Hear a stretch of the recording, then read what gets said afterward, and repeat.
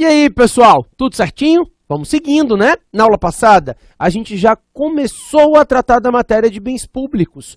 Só recapitulando, pessoal, a gente falou um pouquinho acerca do que são os bens públicos e aí definimos domínio público, né? Domínio eminente, aquela ideia de que o Estado exerce um poder sobre todos os bens que se encontram no território nacional e que isso seria o que a gente chamou de domínio eminente. Depois, a gente começou a conversar também sobre a definição de bem público, e aí eu fui para o 98 do Código Civil, estabelecendo que só são bens públicos aqueles bens pertencentes às pessoas jurídicas de direito público, mesmo os bens privados gozando das prerrogativas de bens públicos, eles não ostentam a qualidade de bens públicos, foi isso que a gente definiu, e aí a gente estabeleceu que os bens podem ser afetados ou não, porque nós dissemos que os bens podem ser bens de uso comum do povo, podem ser bens bens de uso especial e bens dominicais. E aí eu lhe expliquei que os bens de uso comum são aqueles para utilização da sociedade em geral, como praças, ruas, praias. Os bens de uso especial são aqueles bens que existem para a finalidade específica dada pelo próprio Estado, sendo que o Estado pode dar essa finalidade de forma direta ou indireta, mas não é a utilização pela sociedade em geral. Esses bens de uso especial, eles têm finalidade específica. E os bens dominicais são aqueles bens que não têm nenhuma espécie de finalidade pública. E aí o que acontece? Os bens que têm uma finalidade pública, seja de uso comum, seja de uso especial, aqueles que estão destinados ao interesse público de alguma forma, nós vamos chamar de bens afetados, né? Os bens afetados são exatamente os bens atrelados ao interesse público. Por sua vez, os bens que não têm nenhuma finalidade pública, como bens dominicais, e que não estão de nenhuma forma atrelados ao interesse público, a gente chama de bens desafetados. Pessoal, isso não é estanque, ou seja, um bem que não tem finalidade pública pode passar a ter. E o bem que tem finalidade pública pode deixar de ter. A gente chama isso de afetação ou consagração de bens, é a mesma coisa, e desafetação ou desconsagração, tá? Então, afetar é dar destinação pública a um bem que não tinha, e desafetar é retirar a destinação pública de um bem que tinha. Então, por exemplo, é feita uma apreensão de bens pela Receita Federal. A Receita Federal apreende, sei lá, 200 computadores, 200 notebooks que estavam sendo trazidos para o Brasil em sede de descaminho, sem pagar tributo, apreendeu. Passou o prazo legal, esses notebooks, né, esses bens foram incorporados ao patrimônio público. A princípio, a incorporação é feita como bens dominicais. Eles foram apreendidos, mas não tem nenhuma finalidade pública. Ou seja, o Estado tem a possibilidade de fazer um leilão e alienar esses notebooks todos, ou ele tem a finalidade de afetar esses bens e distribuir entre os órgãos públicos para utilização no interesse público. Então, esse bem apreendido, que até então era dominical, ele passará a ser um bem de uso especial. No momento que eu pego esse notebook e entrego aos órgãos públicos para que eles sejam utilizados na prestação do serviço, esse bem que era dominical se torna um bem de uso especial. Isso é afetação, né? Consagração do bem. Inclusive, a doutrina costuma dizer para a gente que essa afetação pode se dar por meio de lei, ela pode se dar por ato administrativo, mas ela pode se dar pelo simples uso. A simples utilização do bem no interesse público já afeta esse bem. Então, o simples fato do Estado dar uma destinação pública ao bem, começar a utilizar esse bem no interesse público, já torna esse bem um bem afetado.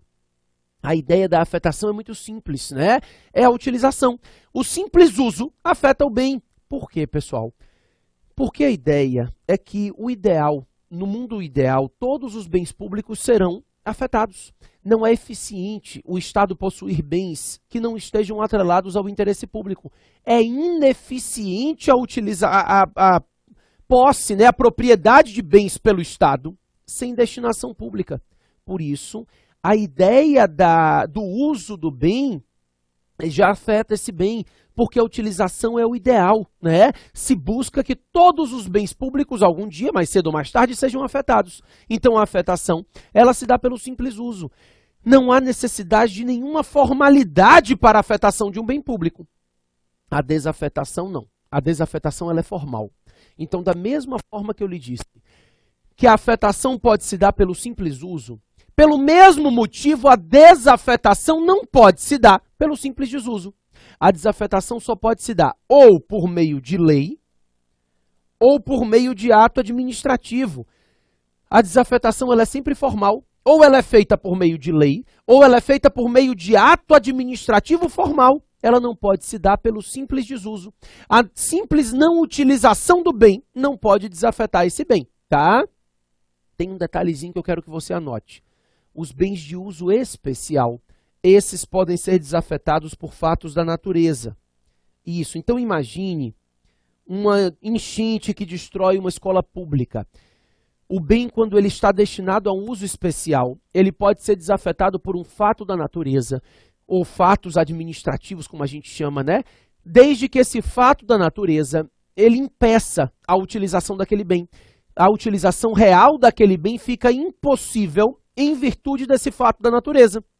Então, a enchente que destrói uma escola pública são fatos da natureza que ensejam a desafetação desse bem. Então, o bem fica desafetado quando se trata de um bem de uso especial, quando ocorre um fato da natureza que torna inviável a sua utilização. Bacana? Então, a ideia é, os bens de uso comum podem se tornar bens dominicais por lei ou por ato administrativo. Os bens de uso especial podem se tornar dominicais por meio de ato, por meio de lei, ato administrativo, lei ou fato da natureza. Bacana?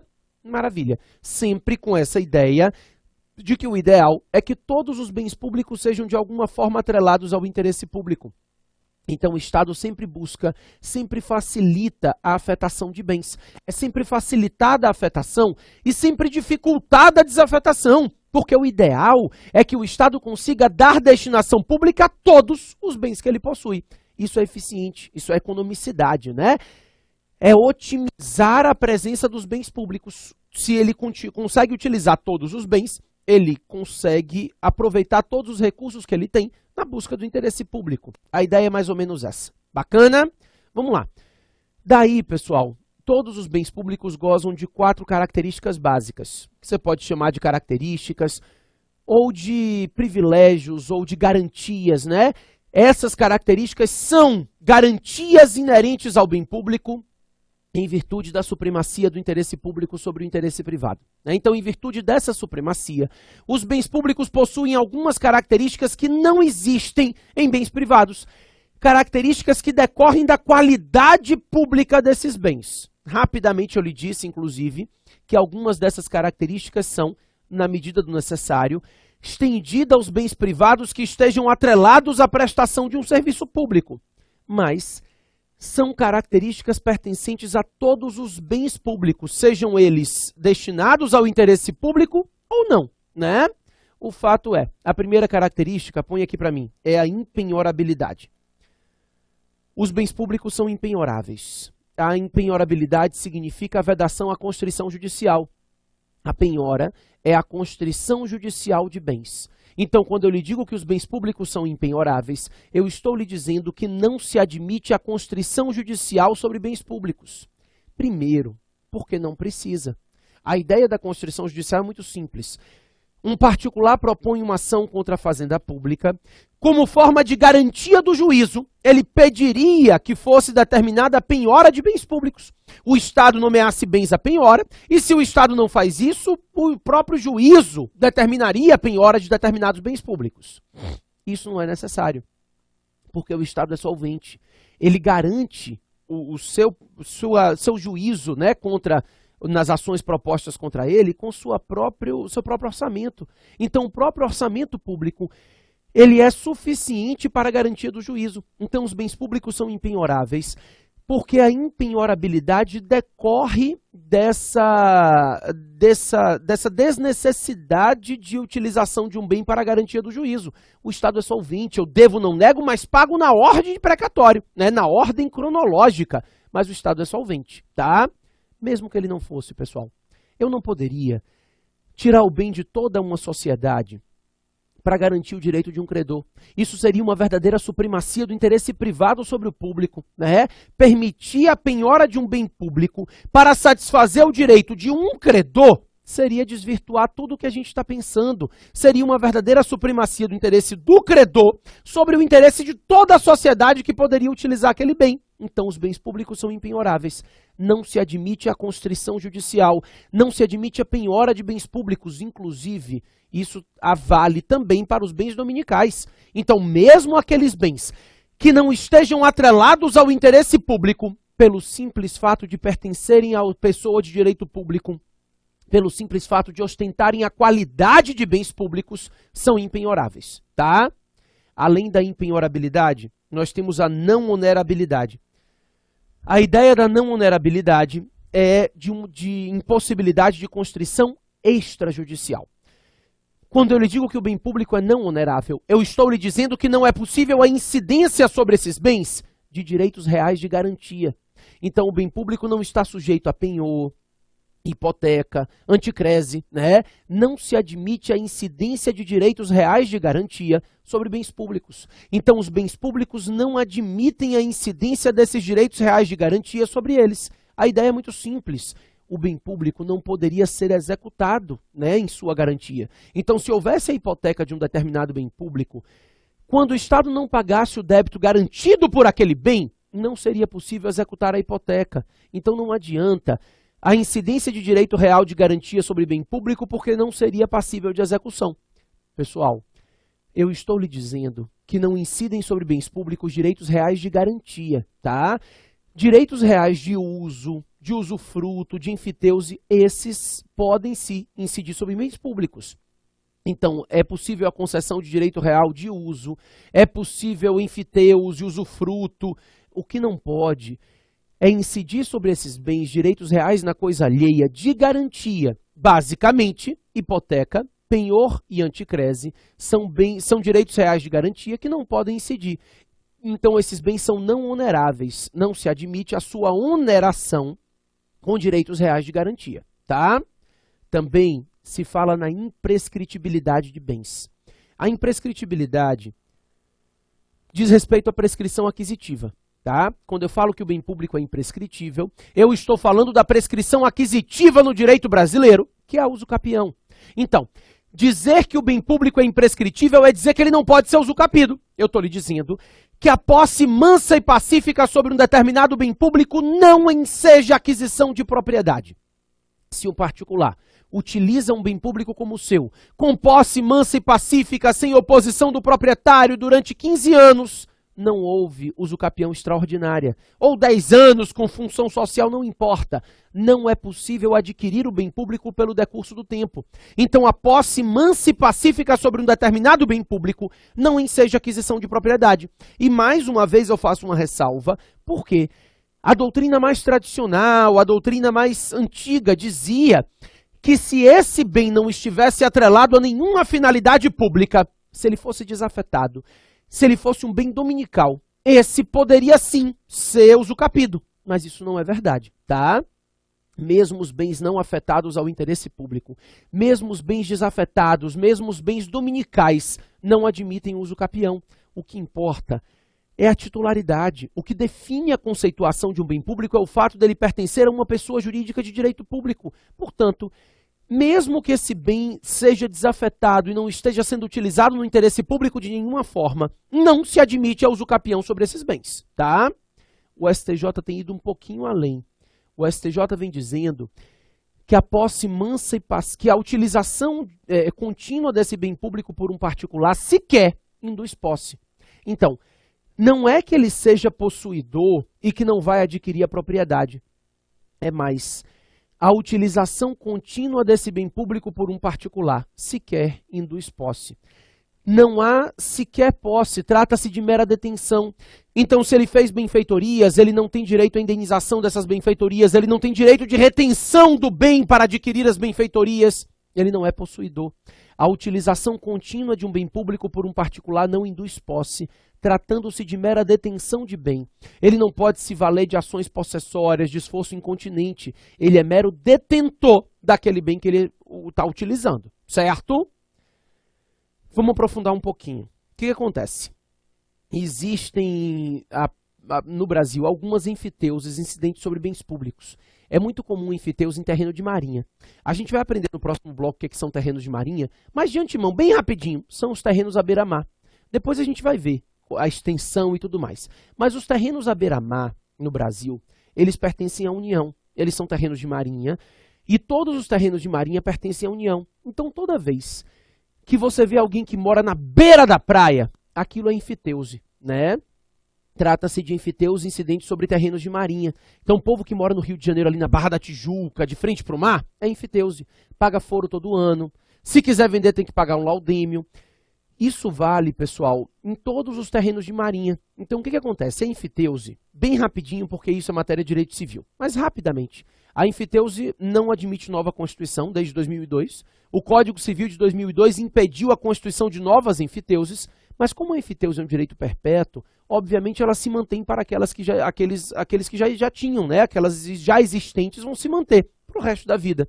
O fato é, na enfiteuse a propriedade se divide em duas. Nós temos o proprietário do bem, que passa a ser o que a gente chama de proprietário ou titular do domínio real. O titular do domínio real é o proprietário, que recebe o nome de senhorio direto. É o senhorio do bem, ele é o proprietário do bem, ele tem o direito, o domínio real sobre esse bem. Ele é o proprietário. E o enfiteuta, o foreiro, ele recebe o domínio útil do bem. O problema da enfiteuse é o seguinte: o proprietário do domínio útil, ele tem todas as características de proprietário. Para quem está olhando, pensa que ele é o proprietário do bem. Por quê? O domínio útil, ele entrega ao seu titular, né? O titular do domínio útil, ele possui o direito de usar, gozar, dispor e reaver. Então, as 4 faculdades do domínio são transferidas ao titular do domínio útil. O proprietário do bem, que é o titular do domínio real, ele fica somente com o direito ao pagamento de um foro, recebimento de um foro anual. Então, todo ano, o titular do domínio útil deve pagar um foro ao proprietário, ao senhorio direto, e em caso de venda, vai ter que ser feito o pagamento de um laudêmio, que é 3% sobre o valor da venda. Então, há um pagamento para o senhorio direto, para o titular do domínio real. Mas todas as faculdades do domínio são transferidas ao titular do domínio útil, o que faz com que esse enfiteuta, o foreiro, ele aos olhos da sociedade tenha os aspectos todos, a aparência de proprietário, né? Então a questão é simples. Se você mora ali num terreno de marinha, a União é titular do domínio real, e esse particular que mora lá pagando foro todo ano, pagando laudêmio se quiser vender, ele é o proprietário do domínio útil. Aqui em Salvador, na beira-mar que tem um bairrozinho aqui, Lauro de Freitas, até pertinho de Salvador, que é Vilas do Atlântico. De frente para o mar tem cada casa fantástica, tudo enfiteuse. O Bel do chiclete com banana, que nem é mais do chiclete com banana que ele saiu, mas o Bel Marcos, que era do chiclete com banana, ele ficava ali ele tinha uma casa ali fantástica de frente para o mar, era enfiteuse, né? Porque aqueles bens ali são terrenos de marinha. Gente, vocês sabiam que o Bel do chiclete com banana ganhou 3 milhões de reais no carnaval para tirar a barba? Pois é, a Gillette pagou 3 milhões de reais para ele tirar a barba. Pois é, 3 milhões de reais, eu faço coisa que sua imaginação nem alcança. Ele fez para tirar a barba, 3 milhões de reais. No outro dia eu fui subindo na obra aqui, quando o estúdio ainda estava em obra, vinha 2 pedreiros, um conversando com o outro. Rapaz, ganhou 3 milhões para tirar a barba. Aí o outro começou a pensar, eu por 100 conto tirava a minha. Pagava 50 ao barbeiro, ainda ficava com 50. Ele já tinha feito até a divisão. Eu digo, quase que eu digo, meu senhor, quem é que vai pagar R$1 para o senhor tirar a barba que seja, pelo amor de Deus, né? Não tem condição. Ou ele veio fazendo a conta, eu pagava, não foi de 50, eu pagava 30 ao barbeiro, ficava com 70, para mim tava bom. Quero saber quem é que vai dar ele R$1 para ele tirar a barba que seja. Ó, vai cobrar, né, o barbeiro. Mas, ó, voltando para o meu raciocínio. O que importa é que o Bel do chiclete com banana, meu exemplo, ele tem um terreno, um bem, né, ele é enfiteuta, ele é titular do domínio útil de um bem que fica na beira-mar. É um terreno de marinha, pertence à União. Aí suponha que o Bel do Chiclete com Banana viajou, passou 15 anos fora. Quando ele voltou, tinha alguém na casa dele com posse mansa e pacífica durante esse prazo, 15 anos. Ele disse, sai, que é minha a utilização desse bem. E o sujeito disse o quê? Querido, já era. Como esse bem aqui, eu já estou aqui há 15 anos com posse mansa e pacífica, eu uso capi. O Bel, em troca, disse o quê? Nem pensar, isso aqui é terreno de marinha, abestalhado. Isso é terreno de marinha, você não pode usucapi nunca. Porque terreno de marinha pertence à União. Então, mesmo você estando aqui há mais de 15 anos com posse mansa e pacífica, você não pode usucapi. O Bel tem razão em termos. Sabe por quê? Esse sujeito que está utilizando aquele bem há 15 anos com posse mansa e pacífica não pode adquirir a propriedade realmente. A usucapião não pode incidir sobre o bem público, que no caso aqui é o terreno de marinha, que pertence à União. Mas esse sujeito que está há 15 anos com posse mansa e pacífica utilizando aquele bem, ele vai usucapi o domínio útil. A usucapião de domínio útil é muito bacana. Ele vai poder usucapi a qualidade de enfiteuta, tá? Ele não pode adquirir a propriedade, mas ele pode adquirir o domínio útil. A qualidade de enfiteuta pode ser usucapida. Essa é a ideia. Então, o sujeito vai poder usucapi a qualidade de enfiteuta, porque o domínio útil pertence ao particular. Então, o particular pode sofrer a usucapião. O Estado não. Então, é possível a usucapião do domínio útil.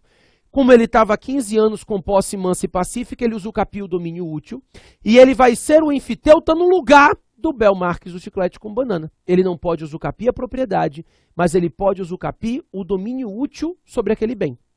Essa é a ideia, tá? Então, a usucapião de domínio útil é possível. Não há usucapião do bem, a propriedade do bem continua nas mãos do Estado, mas é possível a usucapião do domínio útil, a usucapião da qualidade de enfiteuta. Então, ele vai se tornar o enfiteuta no lugar do Bel Marques. Então, a enfiteuse, o domínio útil, ele é passível de usucapião, ele é passível de desapropriação, né?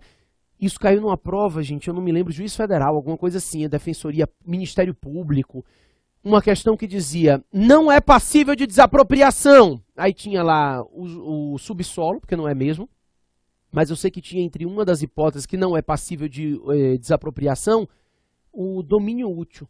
Falso. O domínio útil é passível de desapropriação, é passível de uso capião. Nesse caso, o sujeito que estava há 15 anos com posse mansa e pacífica na casa desse particular, que não era dele, mas que ele era o enfiteuta, vai usucapir a qualidade de enfiteuta. A propriedade não pode ser usucapida, porque a propriedade pertence à União. Ok? Maravilha. Era basicamente isso aqui que eu esperava te explicar sobre o usucapião. Tem gerado algumas discussões, tá?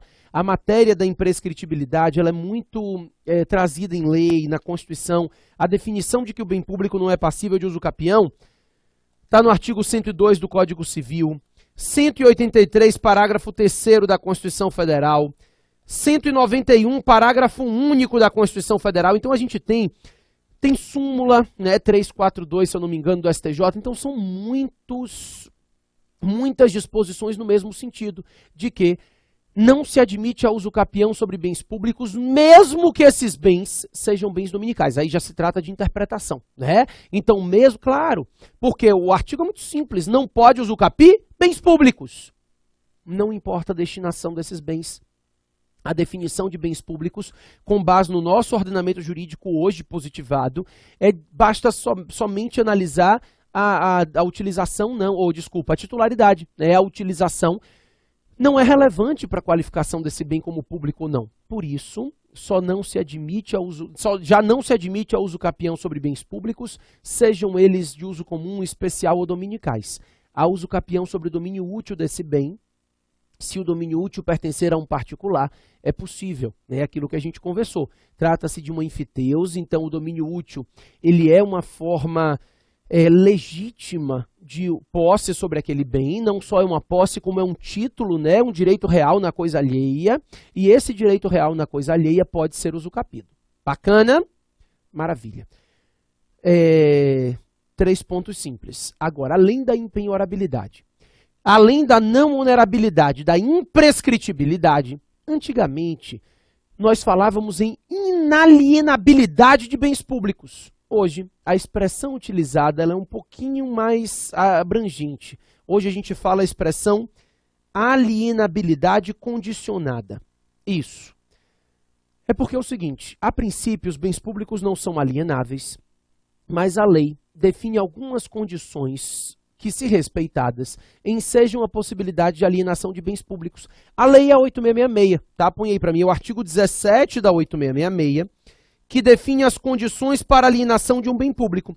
Então, respeitadas as condições definidas nesse dispositivo legal, no artigo 17 da 8666, será lícita a alienação de um bem público. Então, é possível alienar um bem público desde que respeitadas as condições definidas em lei. Então, respeitado o artigo 17 da 8666 e todas as condições ali presentes, a alienação do bem público vai ser legítima. Então, a gente não fala mais em inalienabilidade, né? Porque antigamente se pensava no inalienabilidade absoluta. Hoje se fala em alienabilidade condicionada. Vamos lá. Que condições são essas, né? A primeira condição para alienação de qualquer bem público é a sua desafetação. Isso. Pessoal, ponha uma coisa na cabeça e não tire mais. Bens públicos afetados são inalienáveis. Então, os bens que estejam afetados ao interesse público, seja bens de uso comum, sejam bens de uso especial, não interessa. Se esses bens estiverem afetados, atrelados a uma destinação pública de alguma forma, eles não podem ser alienados. Então a prova chega para você e diz assim, os bens de uso especial são inalienáveis. Você diz, mas aí é só desafetar. Se desafetar, ele deixa de ser um bem de uso especial e passa a ser um bem dominical. Tá? Então os bens de uso especial, enquanto conservarem essa qualidade, eles são inalienáveis. Isso é verdade. Tá? Então, bens de uso especial ou dominicais, ou de uso comum, não admitem alienação. A regra é muito simples. O primeiro grande requisito, a primeira grande condição para alienação lícita de bens públicos é a desafetação. Tá? Os bens afetados estão fora do comércio, os bens afetados são inalienáveis. Agora, depois de desafetar o bem, ele pode ser alienado livremente? Não, ainda não. Mesmo depois de desafetado, a alienação desses bens depende de outros requisitos, outras condições definidas em lei. Então, desafeta o bem, primeiro grande requisito. Depois de desafetado, para alienar esse bem público tem que haver uma declaração de interesse público. Então, é feita uma declaração justificando a razão pela qual o Estado pretende alienar o bem. Né? Então demonstra, justifica o interesse público na alienação do bem, a necessidade de alienação desse bem. Então é feita uma declaração de interesse público. Daí é feita uma avaliação prévia do bem e, por fim, licitação. Então desafeta o bem, né? Retira desse bem a destinação pública que ele possuía. Depois de desafetado o bem, tem que ser feita a declaração de interesse público, avaliação prévia do bem e licitação. Claro que a própria 8666 estabelece hipóteses de dispensa e de inexigibilidade de licitação, mas a princípio, para que seja possível a alienação desses bens, eles vão ter que ser desafetados, né?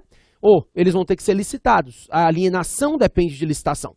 Se forem bens móveis, a licitação pode ser feita mediante leilão. Se forem bens imóveis, deve ser feita mediante concorrência, com exceção, só relembrando, dos bens imóveis adquiridos por dação em pagamento ou decisão judicial, porque esses podem ser alienados mediante concorrência ou leilão. Isso a gente já conversou quando falou de licitação, estou só te lembrando. Agora, se o bem for imóvel, além da desafetação, da declaração de interesse público, da avaliação prévia da licitação, o bem imóvel só pode ser alienado se tiver autorização legislativa para alienação desses bens.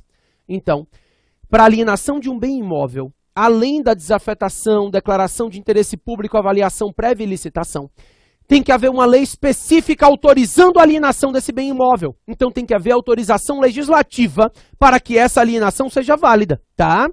E além de tudo isso, se for um bem imóvel da União, tem que haver autorização presidencial.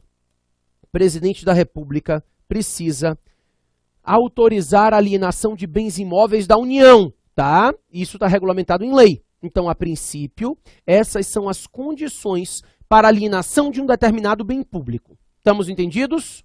Me dá 2 minutinhos que eu volto para a gente ir seguindo na matéria.